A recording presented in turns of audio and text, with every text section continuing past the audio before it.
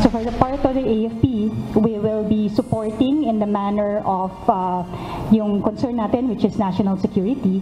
And with the uniforms that we're seeing, these are all parts of evidences at hand.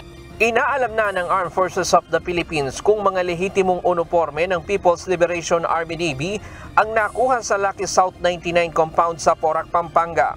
Ayon kay AFP spokesperson Colonel Francel Margaret Padilla, nais muna nilang matiyak kung talagang pag-aari ito ng mga sundalo ng China bago maglabas ng reaksyon o pahayag tungkol dito.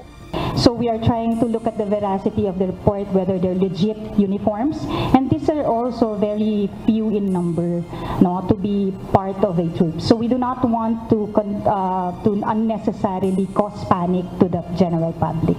Para naman sa Philippine Navy, hindi pa nila ikinukonsiderang banta sa national security ang mga krimeng kinasasangkutan ng mga pogo sa bansa. Ayon kay Navy spokesperson for the West Philippine Sea, Commodore Roy Vincent Trinidad, inaalam pa nila kung may mas malalim na koneksyon ang mga pogo sa mga hindi pangkaraniwang krimen.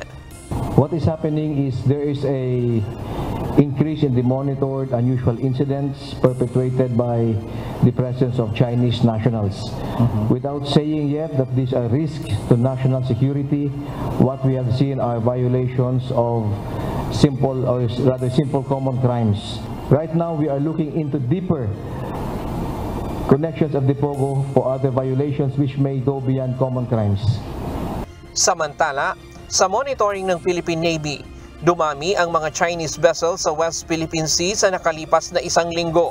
Mula June 4 hanggang 10, umabot sa 146 ang kanilang namataang sasakyang pangdagat ng China kumpara sa 125 noong nakalipas na isang linggo.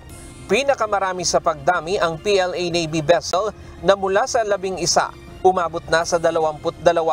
Ang Chinese Coast Guard vessel naman mula sa Siam, 16 na ito ngayon. At ang Chinese Maritime Militia vessel mula sa 105 naging 108 na. Pinakamaraming na-monitor na pagdami ng barko sa Baho de Masinloc, Ayungin Shoal at Pag-asa Island.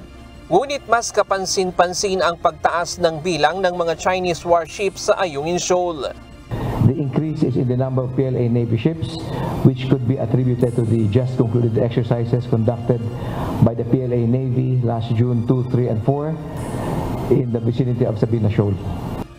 Sa kabila nito, hindi naman dapat ikabahala ang pagdami ng mga Chinese vessels sa West Philippine Sea.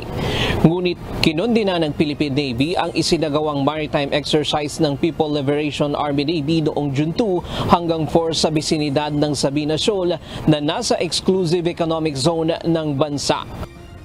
Their presence by itself is already escalatory.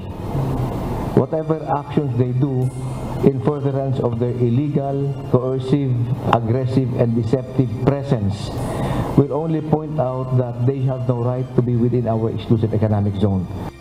Ryan Lacanlale, UNTV News and Rescue. Diyos ang aming sandigan, serbisyo publiko ang aming pinahahalagahan.